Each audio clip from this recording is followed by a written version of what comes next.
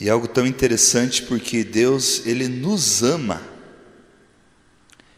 independente do que nós somos e do que nós fizemos. Porém, isso é muito perigoso, porque pode trazer ao nosso coração uma soberba, dizendo: então eu posso fazer o que eu quero. E é por isso que durante a oração eu falei que há um perigo, né? Há um perigo entre você ser complacente, displicente demais, e você entender que esse amor me permite a fazer o que eu quero. E não. E também nós temos o outro lado, onde há um Deus que é castigador, e há um medo tão grande de fazer que o povo sinta o amor de Deus, que você fala do amor e em seguida já dá uma paulada dizendo: só que é justiça. Cuidado com a mão pesada do Senhor. Eu confesso aos irmãos que para mim é sempre essa luta, né? De entender esse Deus amor, mas esse é um Deus que também Ele castiga, porque a palavra de Deus diz que Ele castiga. Como compreender isso? Como entender esse amor? E eu creio realmente que se a gente tentar entender o amor de Deus da nossa visão humana, a gente vai ter a percepção de um amor condicional. O que é um amor condicional? É um amor que eu coloco condições. É muito difícil quando um casal apaixonado, logo teremos o dia dos namorados, é muito interessante quando um casal diz que eu te amo incondicionalmente. É uma palavra perigosa e difícil de você falar, porque como humanos e carnais, os sentimentos que nós temos, eles invariavelmente eles são condicionais. Porque até nós conversávamos no legado, há situações em que você diz: eu acho que eu não conseguiria perdoar, não é? Então, se uma pessoa entende que todos nós somos assim, que eu não conseguiria perdoar, então quer dizer que se aquela pessoa que eu digo que eu amo incondicionalmente fizer algo tão absurdo, o meu amor incondicional se torna condicional. Nós discutimos, por exemplo, sobre quem tem filhos, um cara que assassina o seu filho. Como entender que nós devemos amar os nossos inimigos, como a palavra de Deus diz? Então, eu confesso, acho que eu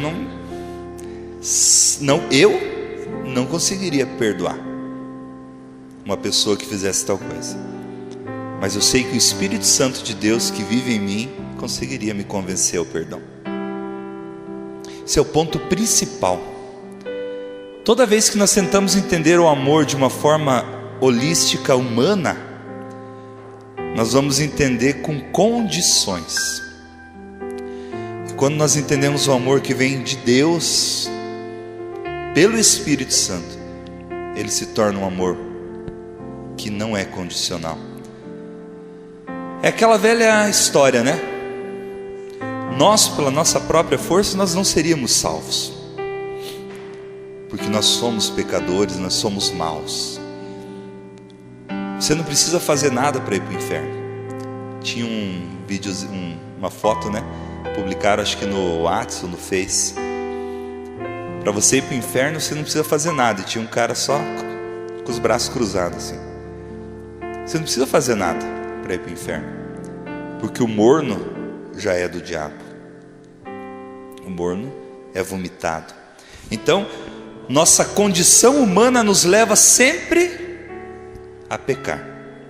Se você não fazer nada, não lutar para a santificação, automaticamente nós estamos caindo. Então, se essa é a nossa natureza, não há condição humana minha de expressar um amor incondicional. E aí vem o perigo de você falar que ama uma pessoa incondicionalmente. Eu te amo incondicionalmente. Claro, naquela paixão da adolescência, do amor, da juventude, você até fala. E não é errado, porque você fala dizendo que você ama muito, é uma expressão. Mas se analisarmos e querermos comparar com o amor incondicional de Deus, aí é complicado. Que Deus tem um amor incondicional por nós, porque nós não merecíamos ser amado por esse Deus, mas Ele nos ama, porque Ele nos ama muito antes de nós existirmos. Então o pecado que nós geramos já foi perdoado. Abre em Efésios 2, meu irmão, se você tem a palavra de Deus. Efésios 2, ele fala sobre isso.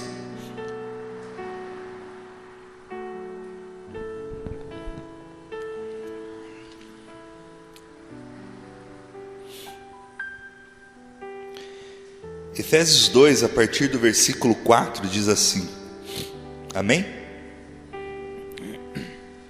Mas Deus, que é riquíssimo em misericórdia, pelo seu muito amor com que nos amou, estando nós ainda mortos em nossas ofensas, nos vivificou juntamente com Cristo. Pela graça sois salvos. Vou ler de novo.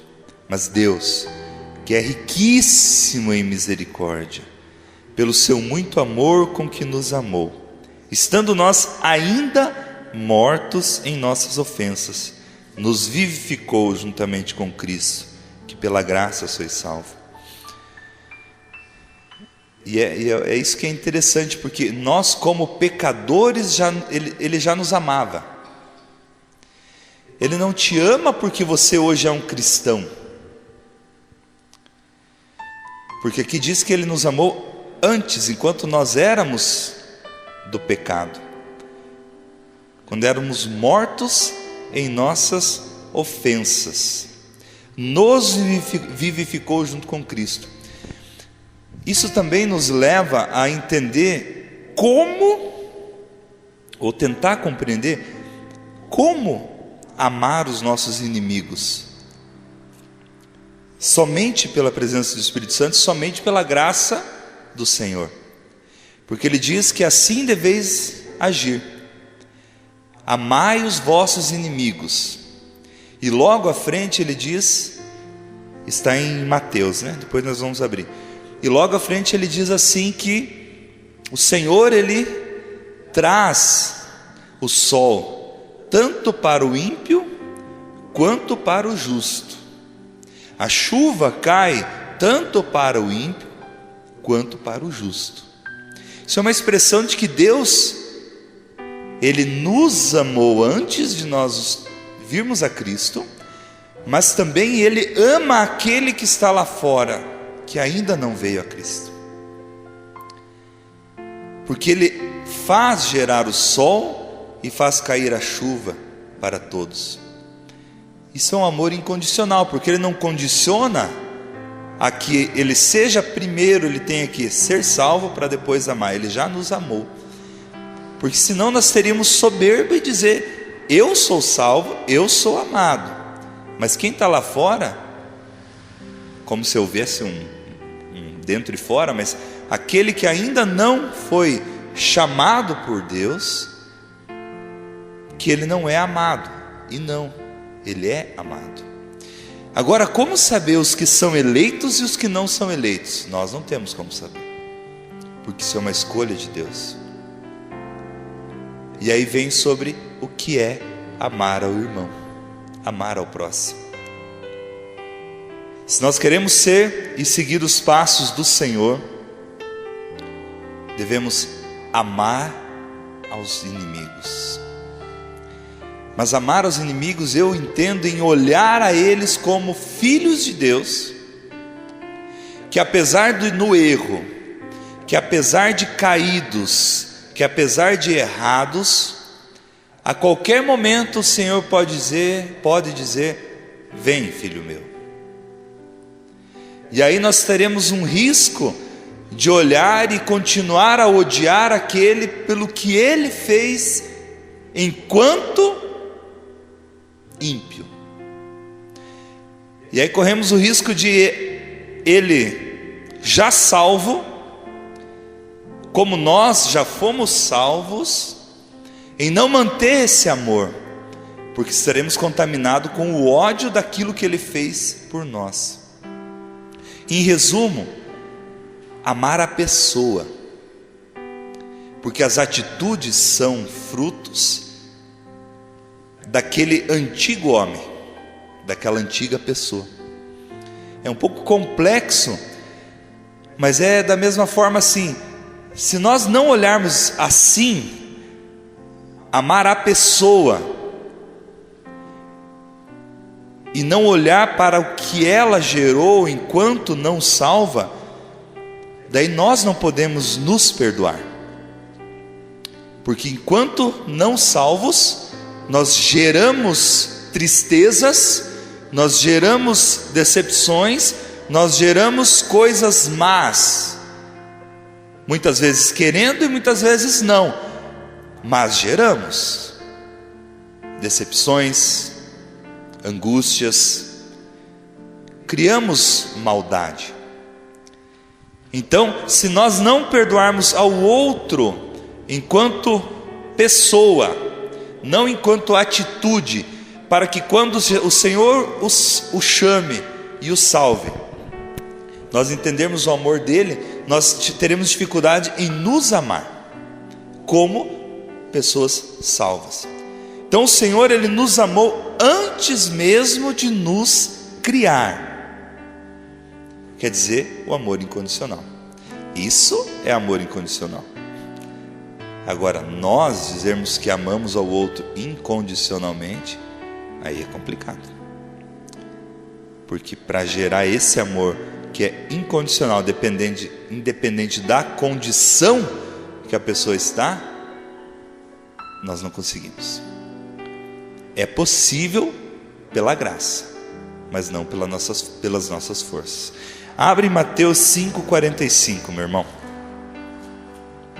Hoje eu vou tentar ser rápido, porque a adoração foi maravilhosa.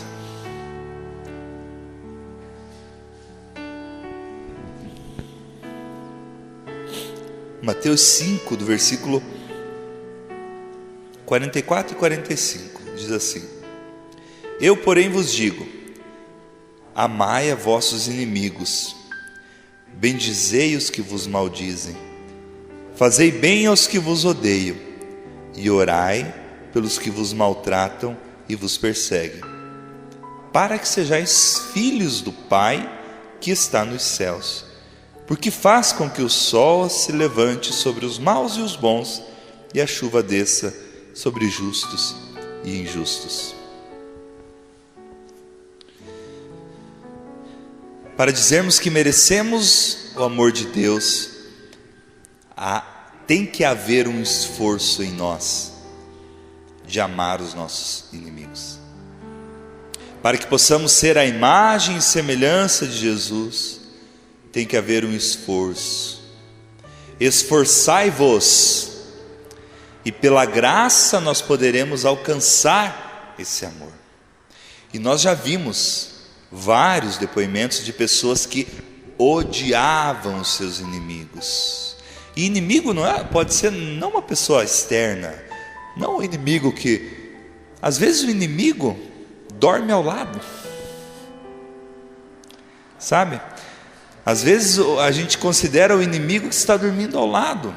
Há tantas brigas, tantas contendas, tantas desavenças, às vezes no relacionamento, que você tem aquela pessoa não mais como um companheiro, mas como um inimigo. Não considerando o afastado inimigo, mas você não gosta mais das atitudes dele, do que ele gera em você, do mal que ele está gerando em você. E esse amar e perdoar vai fazer com que, a partir do momento que o Senhor o busca e o salva, nós possamos compreender esse amor, para sermos iguais ao Senhor, que ama ao justo e ao ímpio, faz chover na horta do justo e faz chover na horta do ímpio. Ser abençoado por Deus é uma coisa, ser abençoador é outra. Abençoado todos nós somos.